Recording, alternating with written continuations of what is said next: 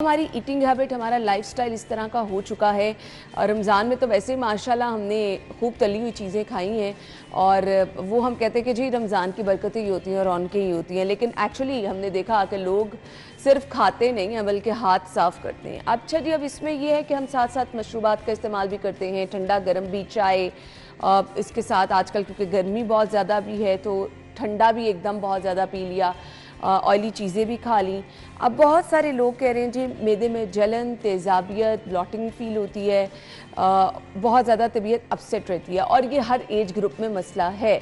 सो इसके लिए एहतियात आपको क्या बरतनी है और ये सिलसिला शुरू हो जाए तो ये थमता नहीं है, आपके लिए आगे जाकर मज़ीद मसाइल पैदा होते हैं। कुछ अलामात भी आपसे ज़िक्र करेंगे, कुछ इलाज भी आपके साथ जो है वो शेयर करेंगे और सबसे पहले बात होगी एहतियात क्या आपने बरतनी है।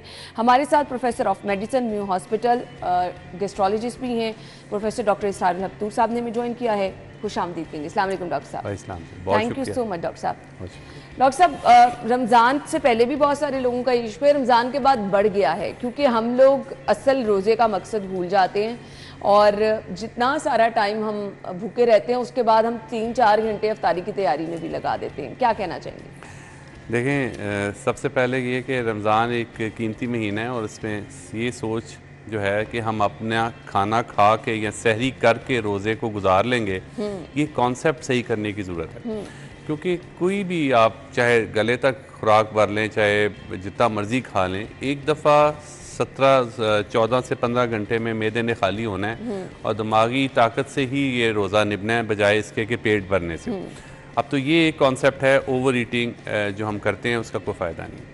दूसरे नंबर पे ये है कि ओवरऑल हमने देखा है कि रमज़ान से पहले भी कुछ लोग मैदे की शिकायत कर रहे होते हैं, जिसमें सीने की जलन है, IBS के पेशेंट्स हैं और 20 से 25% लोग अच्छा, IBS। नॉर्मल 3 टाइम खाना खाने वाले लोगों का भी मसला है जो बहुत ज़्यादा भी नहीं खाते हैं नॉर्मल खाना। जी, लेकिन इसमें दो तरह के लोग हैं। एक वो लोग हैं जो 11 महीने नॉर्मल है उनका पेट मोर और लेस, और 12वें महीने में रमज़ान में आके स्ट्रेस की वजह से, अपनी चेंज हैबिट की वजह से वो उनका पेट ख़राब होता है। दूसरे वो लोग हैं जो बेस लाइन भी थोड़ा बहुत मैदे की शिकायत कर रहे होते हैं 11 महीने पूरे, जिसमें IBS के देखें 25% लोग हैं, गर्ड या सीने की जलन के 20-25% लोग मुतासिर हैं। इसी तरह कब्ज़ का बड़ा मसला है हमारे मुल्क में, गैस्ट्रो के मसले हैं, इसके अलावा अल्सर की तकलीफ़ है, हेलिकोबैक्टर पायलोरी गंदे पानी का जरासीम है।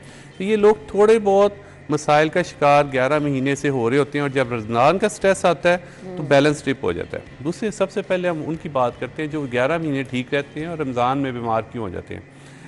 ये एक फिनोमेना समझने के लिए हमें ज़रा ये गौर करना पड़ेगा कि रमज़ान में हो क्या रहा होता है। रमज़ान में हो रहा होता है जी कि हम कुछ घंटे 14 से 15 घंटे खाली पेट रह रहे होते हैं और कुछ घंटे जिनमें से 8 से 9 घंटे हमें खाने पीने की इजाज़त होती है। इस पे जब हम मिडल ऑफ द नाइट उठ के खा रहे होते हैं तो हमारी टाइमिंग खाने की बदल जाती है, हमारी क्वांटिटी बदल जाती है। हम जो जितना रूटीन में हम खा रहे होते हैं, ख़ासतौर पे इफ्तार के वक्त और बाद सूरतों में सहर के वक्त, वो ओवर ईटिंग के ज़मरे में आता है। तो इस हिसाब से हम क्वांटिटी ऑफ फूड बदल गई और हमारी जो टाइमिंग है फूड की वो बदल गई। टाइमिंग से बदलने से हमारा सोने जागने का मामूल भी थोड़ा सा शुरू में, ख़ास तौर पर रमज़ान के पहले अशरे में, ये मसाइल बहुत ज़्यादा होते हैं। तो टाइमिंग का हाजमे के अमल से ताल्लुक है, सोने जागने का हाजमे के अमल से ताल्लुक है, तो वो भी डिस्टर्ब हो गया। फिर टाइप ऑफ फूड बदल गया।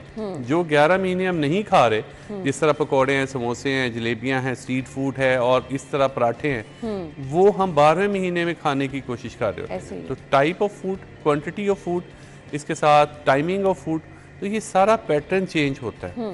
और उसके ऊपर जब सुपर एडिट जो है हमारा जल्दी जल्दी खाने का अमल है, क्योंकि याद रहे कि खाना जब हम चबा के खा रहे होते हैं तो उससे हाजमे का अमल चबाने के दौरान ही शुरू हो जाता है। देखिए, अब ये इतना अहम पॉइंट है कि हम इसको नज़रअंदाज कर दें। जल्दी हो रही होती है, टाइम हम ज़रा देर से शुरू करते हैं, या सहरी ख़त्म होने का सिलसिला होता है, या अफ्तार के वक्त ये ख़तरा होता है कि खाना ख़त्म ना हो जाए, तो इस वजह से बहुत ज़्यादा तेज़ी के साथ लोग कुछ लोग कहते हैं अच्छा जी नमाज से पहले जितना खा सकते हैं जल्दी जल्दी खा लें तेजी जी।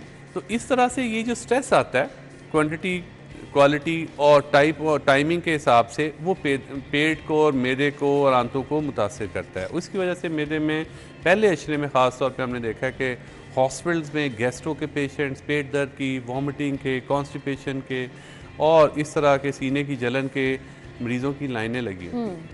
صحیح. سو اب ہم نے احتیاط کیا کرنی ہے، مجھے صرف یہ بتا دیں. یہ بڑا ضروری سوال ہے کہ اس سے بچا کیسے جائے۔ بچنے کا ضروری بچنا کیوں ہے؟ سب سے اہم چیز، جب گھر کا ایک فرد بیمار ہوتا ہے تو آپ غور کریں کہ گھر کا سارا معمول ڈسٹرب ہو جاتا ہے، چاہے کوئی بچہ ہو چاہے کوئی بزرگ ہو۔ تو جب سارا معمول ڈسٹرب ہوتا ہے تو گنتی کے 30 دنوں کا جو سلسلہ ہے، اس میں ڈاکٹرز کے، ہاسپٹلس کے چکر لگتے ہیں، تو بہت سارا قیمتی وقت رمضان کا جو عبادات کے لیے مختص ہے وہ ہمارا ڈسٹرب ہوتا ہے اور پوری فیملی کا ہوتا ہے۔ تو اس سے بہت ضروری ہے کہ اس رمضان کے مہینے کو تھوڑی احتیاط کے ساتھ گزارا جائے تاکہ اس کی قیمتی لمحات کا ہم مذہبی لحاظ سے فائدہ اٹھا سکیں۔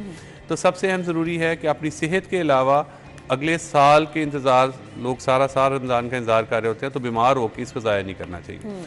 تو اہمیت تو اس کی یہ ہے، کیسے بچا جائے؟ سب سے اہم چیز یہ ہے کہ جو آپ کی سحری ہے اس کو اگر ناشتے کے طور پہ لیا جائے اور رات کے کھانے کو افطار کے طور پہ لیا جائے تو بہت سارے مسائل حل ہو جائیں گے۔ اور وہ اسپیشل فوڈ کا کلچر جو ہے، جو فوڈ فیسٹیول ٹائپ چیز ہے، ایکٹیویٹی ہے، اس کو ایوائڈ کیا جائے۔ اس کے علاوہ گرمیوں کے روزے ہیں تو اس حساب سے ہمیں دیکھا جائے کہ کچھ فالتو پانی کی جس ہمیں ضرورت ہوگی، کیونکہ افطار اور سحر کے درمیان 8 سے 10 گلاس فالتو لیکوڈ کسی بھی فارم میں، چاہے پانی ہو، چاہے آپ لسی پی لیں ہوم میڈ، کوئی بھی شربت پی لیں اگر آپ ڈائبیٹک نہیں ہیں، تو وہ ایک باڈی ریکوائرمنٹس، اس کے علاوہ اور کچھ نہیں ہے۔ لیکن اس کے ساتھ ہم جو زبان کے چسکے کے لیے شامل کرتے ہیں چیزیں، اس کی ابھی تک ہم یہ بات کر رہے ہیں کہ ساری چیزیں ہائیجینیکلی تیار ہیں اور ان کے حساب سے پیٹ پہ سٹریس آ رہا ہے۔ لیکن اگر اس پہ سونے پہ سہاگا گندا پانی، گندی غذا اور ان ہائیجینک طریقے سے بنائی ہوئی خوراک شامل کر لیں، خاص طور پہ اسٹریٹ فوڈ شامل کر لیں، تو پھر انفیکشنز کا انسیڈنس بڑھ جاتا ہے۔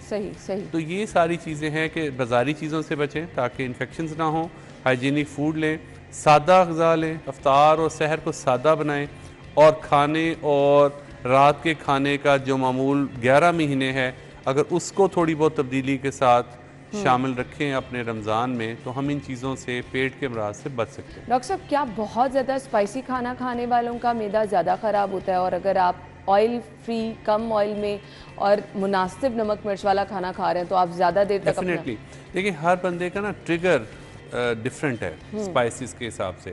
کچھ لوگوں کا تو یہ نون ٹریگر ہوتا ہے کہ فلاں ریڈ چلی کھائی ہے اس کے ساتھ یہ ہونا کچھ لوگوں کا فرائیڈ فوڈ کے ساتھ اس کا تعلق ہے، کیونکہ یاد رہے کہ ہمارے ہاں اوور لیپنگ کنڈیشنز بھی تو ہیں نا۔ ابھی خالی ایک صحت تندرست بندے کے علاوہ کچھ ایسے بیمار لوگ بھی ہیں جو معدے کے، گال بلیڈر کے، ہیپیٹائٹس کے، سینے کی جلن کے، موٹاپے کے امراض کی وجہ سے تھوڑی بہت تذابیت کا پہلے سے شکار ہے۔ تو یہ جو لوگ ہیں ان میں ٹریگرز جو ہیں وہ عام طور پہ اسی طرح کی چیزیں ہوتی ہیں جن کا آپ نے ذکر کیا، fried stuff, deep fried stuff خاص طور پہ، اور اسپائسی فوڈ، اور اس کے ساتھ بہت زیادہ مشروبات سے جو ہم پیٹ بھر لیتے ہیں، یہ بھی ایک بہت بڑا ٹریگر ہے جو خرابی کا باعث ہے۔ صحیح۔ اچھا جی، اب یہ بتا دیجئے گا جو آلریڈی معدے کے مریض ہیں ان کے لیے علاج کے حوالے سے کیا گائیڈ لائن ہے؟ کیونکہ ہم میڈیسن لیتے رہتے ہیں اور ساتھ اپنا کھانا پینا ویسے رکھتے ہیں، وہ پھر السر کی طرف اور پھر خدا نخواستہ کوئی بڑا مسئلہ۔ جی، اس میں دو چیزیں جی، ایک تو یہ کہ جو اگر کوئی پہلے سے میڈیسن لے رہا ہے، اگر کوئی السر کی میڈیسن، سینے کی جلن کی میڈیسن، یا کسی IBS کی کنڈیشن کی، یا کسی اور پیٹ کی کنڈیشن کی دوائی پہلے سے 11 مہینے سے مینٹیننس ٹریٹمنٹ پہ ہے، اسے چاہیے رمضان آنے سے پہلے اپنے معالج سے مشورہ کر کے اس کی تھوڑی سی ضروری ایڈجسٹمنٹس کرا دیں۔ وہ ٹائمنگ کے حساب سے ایڈجسٹمنٹ ہوگی، وہ اس کے نئے آنے والے سٹریس کو مد نظر رکھ کے دوائیوں کی ایڈجسٹمنٹ ہوگی کہ وہ تاکہ بیمار ہونے سے پہلے وہ اس سے بچ سکے۔ اب دوسری چیز یہ ہے کہ خود سے کیا کر سکتا ہے؟ خود سے یہ کر سکتا ہے جی کہ ایک تو اپنی دوائی رمضان میں چھوڑنے کا ایڈونچر نہ کرے۔ اگر وہ دوائی لے رہا ہے، صبح شام پہ کنورٹ کر رہے، خود کر سکتا ہے۔ اگر اس کو بہت سالوں سے ہے تو کچھ لوگ سیکھ بھی جاتے ہیں اپنی معدے کی دوائی کو صبح دوپہر شام کی بجائے صبح شام پہ کنورٹ کرنا، کیونکہ دو میلز ہو رہے ہوتے ہیں تو 2 ٹائم پہ۔ تو دوسری چیز یہ ہے کہ اپنے معالج سے مشورہ کر کے اپنی دوائی کی ایڈجسٹمنٹ کروائے۔ دوسرے یہ ہے کہ اپنے رہن سہن کو 11 مہینے کے طور پہ ہی لے۔ وہ بار بار ہم ایک ہی بات کر رہے ہیں کہ اگر وہ اس پیٹرن کو فالو کرے گا جو اس کا لائف سٹائل ہے، تو اس کو بیمار ہونے سے بیمار ہونے کا چانسز کم ہوں گے اس کے. صحیح. اچھا مجھے اب یہ بتا دیجئے گا پانی کا استعمال ہم بہت زیادہ ہمیشہ فوکس کرتے ہیں کہ پانی کا استعمال جو ہے وہ بہت ضروری ہے اور بہت اس کو پراپر مقدار میں صاف پانی نہ, کیونکہ ہمارے ہاں تو آج کل نلکوں میں تو صاف پانی ہے ہی نہیں, تو نقصانات اس سے کیا کیا ہیں اگر پانی کا گندا پانی, گندی غذا, اسٹریٹ فوڈ, ان ہائیجینکلی اور گندے برتنوں میں کھائی ہوئی کھانے سے جو مسائل ہیں, اور خاص طور پہ گرمیوں میں جب کہ کھانا جلدی خراب ہو رہا ہوتا ہے اور اسٹورڈ فوڈ جو ہے اس میں ٹینڈنسی ہوتی ہے کہ اس پہ خرابی ہونے کا چانس زیادہ ہو, کیونکہ بیکٹیریل گروتھ زیادہ ہو رہی ہوتی ہے. تو اس موسم میں خاص طور پہ گندے پانی, گندی غذا سے منسلک جو بیماریاں ہیں جس میں ہیپیٹائٹس اے ہے, ای ہے, پیلا جرثان جس عرف عام میں کہتے ہیں, ٹائیفائڈ کا جراثیم منہ کے ذریعے جاتا ہے, کولرا یا ہیضہ یا گیسٹرو کا جراثیم منہ کے ذریعے گندے پانی, گندی غذا سے جاتا ہے. تو یہ ساری جو ہیلتھ ہیزرڈس ہیں پیٹ سے ریلیٹڈ, ٹائیفائڈ, ہیپیٹائٹس اے, ہیپیٹائٹس ای, گیسٹرو, یہ وہ چیزیں ہیں جو فوڈ اورینٹیڈ کنٹامینیٹڈ فوڈ اور پانی خاص طور پہ اس سے منسلک ہیں. ٹھیک, تو اس کی آپ کو احتیاط کرنی ہے. سیکنڈلی مجھے یہ بتا دیجئے گا, بہت سارے لوگ بہت زیادہ چل چیزیں, ٹھنڈی چیزوں کا استعمال کرتے ہیں. ڈرنکس میں اگر ہم آ جائیں, چائے بہت زیادہ کچھ لوگ گرم پیتے ہیں, بہت گرم کافی کا استعمال. یہ جو ٹھنڈا گرم ہے یہ متس ہیں کہ یہ بھی آپ کے اسٹمک کو ڈسٹرب کرتا ہے؟ کھانے کے فوراً بعد جو لوگ چائے پینے کے عادی ہیں یا کھانے کے فوراً ساتھ ہی جو ٹھنڈی چل ڈرنکس لینے کے عادی ہیں, وہ اسٹمک کو ڈسٹرب کرتی ہیں؟ جی ڈیفینیٹلی. دیکھیں کوئی بہت اسٹرانگ جو ایریٹنٹ ہے, چاہے کوئی اسٹرانگ کافی ہے, چاہے چائے ہے, چاہے ٹھنڈا پانی ہے, یہ تھرمل انجری کرتے ہیں. تھرمل انجری سے مراد ہے کہ بہت گرم, بہت ٹھنڈا ایک خاص حد سے زیادہ جب ہم لیتے ہیں تو جس پیسے سے وہ گزرتا ہے اس کی انٹرنل لائننگ کو اریٹیٹ کرتا ہو جاتا ہے. نمبر 1. نمبر 2 یہ ہے کہ چائے کے کا استعمال یا کافی کا استعمال یا ایون گرین ٹی کا استعمال کھانے کے فوراً بعد کھانے کے کچھ اہم اجزاء کی ایبزارپشن میں بھی رکاوٹ ڈالتا ہے. تو آئیڈیلی یہ کوئی ہیلدی ٹرینڈ نہیں ہے کہ کھانے کے ساتھ آپ نے چائے پینی ہے اور اس کے ساتھ کم از کم 1 سے 1.5 گھنٹے کے بعد آپ چائے پئیں تو زیادہ بہتر رہتا ہے. کافی, چائے ایک ہی فیملی سے ہم ان کو شمار کرتے ہیں, تھوڑا وہ اسٹرانگ ہے. تو اس حساب سے چائے کا استعمال, خاص طور پہ اسٹرانگ چائے یا کافی کا استعمال کھانے کے ساتھ منسلک کرنا نیوٹریشنلی اتنا اچھا آئیڈیا نہیں. معدے کے السر کا علاج کیا ہے؟ کیا پاکستان میں اس کا مستند علاج موجود ہے؟ دیکھیں معدے کے السر کی 2-3 وجوہات ہیں بڑی. ایک تو یہ کہ ہمارے یہاں پہ ایک ہیلیکوبیکٹر پائلورائی ایک جراثیم ہے, اس کا انسیڈنس بہت ہے. گندا پانی, گندی غذا اور اس کے ذریعے سے منہ میں جاتا ہے, اندر جا کے معدے میں زخم کرتا ہے, سوزش کرتا ہے اور بعض اوقات خون کی الٹی اور کالے پخانوں کی وجہ بھی بنتا ہے, السر کی وجہ بنتا ہے. معدے کو متاثر کرتا ہے, معدے کے ساتھ منسلک چھوٹی آنت کو زخم کرتا ہے یا السر کرتا ہے. ایک بڑی وجہ ہیلیکوبیکٹر پائلورائی ہے, گندے پانی کی وجہ سے جراثیم. دوسرا بڑی وجہ ہمارے ہاں پین کلرز کا بیجا استعمال ہے. پین کلرز ہم بہت رفلی بہت زیادہ استعمال کر رہے ہیں اور اوور دی کاؤنٹر مل جاتے ہیں, اس کا کنٹرول نہیں ہے اور مریض کو لکھا جاتا ہے ڈاکٹر صاحب کی طرف سے 1 دن, 1 ہفتے, 1 مہینے کے لیے, اور وہ ساری عمر کے لیے اس کے پاس ایک ریمیڈی آ جاتی ہے جس کو وہ مس یوز کرتا ہے اور at the and of the day اس کی گردے بھی متاثر ہوتے ہیں اور اس کے پیٹ کا السر بھی بنتا ہے. تو 2 بڑی وجوہات ہیں. اب اس کا علاج کیا ہے؟ اس کا علاج بہت افیکٹو ہے. ایسی دوائیاں ہیں جو ہیلیکوبیکٹر کو بڑی افیکٹولی کنٹرول کر لیتی ہیں, جراثیم کو ختم کر دیتی ہیں.